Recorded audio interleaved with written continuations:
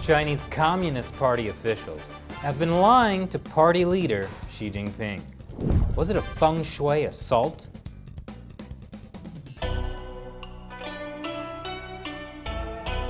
Welcome to China Uncensored, I'm Chris Chappell. Things are not looking good for Chinese leader Xi Jinping. As you know if you've been watching my favorite soap opera, General Hostility, Xi Jinping has been locked in a constant power struggle with rival Communist Party officials tied to former Chinese leader Jiang Zemin. Xi has managed to purge more than 1 million officials as part of an anti-corruption campaign, although that was mostly a cover for purging officials from Jiang's faction. But the great thing about calling it an anti-corruption campaign is that it's technically true. Since pretty much everyone in the Chinese Communist Party is corrupt, you can purge your enemies and still say, with total accuracy, you got rid of corrupt officials. And a new wave of purges is beginning. I wonder what party officials think when they're told to turn the blade inwards and scrape the poison off the bone.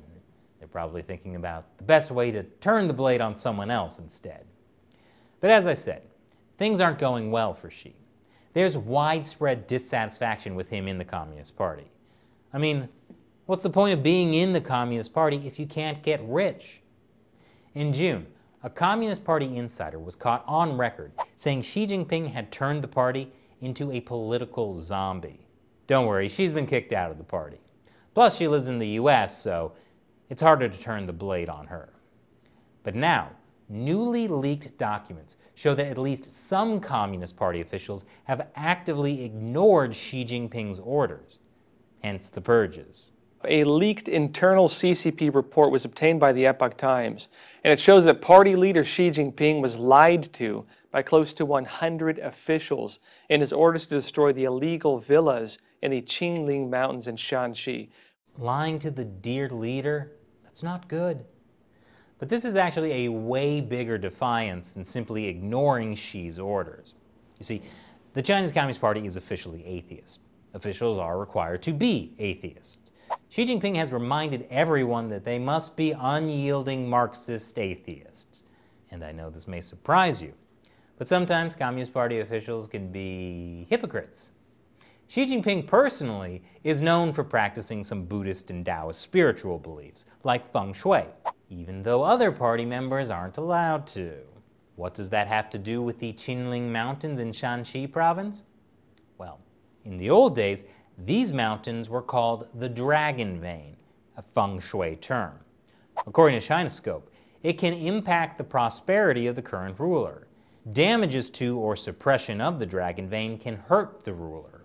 So Xi was not too happy that local officials have illegally built luxury villas near the mountains and profited from them, almost as if that was a personal attack on him by messing up the feng shui that he doesn't believe in. Officially, Xi blamed the illegal villas for damaging the environment. But despite Xi having given instructions 6 times to demolish those illegal buildings, the local officials took no action. That is until 2018. That's when Xi Jinping sent Xu Lingyi, Deputy Secretary of the CCP's Central Commission on Disciplinary Inspection, to Shaanxi to have a talk with those officials over those villas near the Qinling Mountains. That resulted in a lot of officials being taken down in a political purge. Most recently, the Communist Party head of Shaanxi province, Zhou Yongkang, was given a suspended death sentence for graft. Wow, what a surprise. Somehow I don't think anyone is going to try to damage Xi's Dragon Vein anymore. The timing is pretty interesting here, because this problem has been going on for years. In fact, Xi Jinping started bringing up the villas in the Qinling Mountains back in 2014, and it was supposedly resolved last year when the villas were demolished and Zhao was purged. So why is this coming up now? Were these documents leaked to remind party officials not to cross Xi, or were they leaked to embarrass him? All I know is this season of General Hostility is going to be must-see TV. And now it's time for me to answer a question from a China Uncensored supporter on Patreon. Bob Kyle asks, if Biden is elected in the US, How much can he or his administration do to help the CCP and China instead of push it back, like Trump and his administration? Good question, Bob. So the Trump administration has done a lot to push back against China. Certainly more than the Bush, Clinton, Bush II, and Obama administrations did. But it also is increasingly clear that the Chinese Communist Party is a security and economic threat to the U.S. So it's not just Trump who's concerned. A lot of pushback against the CCP in the last couple of years has been bipartisan, like the Hong Kong Human Rights and Democracy Act of 2019 and the Uyghur Human Rights Policy Act of 2020. But Joe Biden has said he doesn't like the way Trump has handled China. In early August, an NPR reporter asked Biden whether he'd keep Trump's tariffs. This was his response. No, here's the deal. The question is, what is the appropriate behavior that they have to engage in international trade with us? And they have to play by the international rules. And what we have done is we have disarmed ourselves. We make up 25% of the world's economy, but we poked our finger in the eye of all of our allies out there. The way China will respond is when we gather the rest of the world that in fact believes in open trade and making sure that we're in a position that the world that we deal with WHO the right way.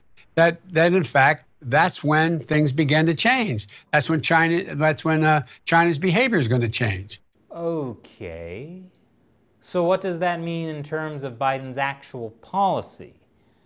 It sounds like he wants to work with allies to change China's behavior, which is good if your allies want to change China's behavior. Not all of them do. At least China is a major campaign issue, so people are talking about it. Thanks for your question, Bob.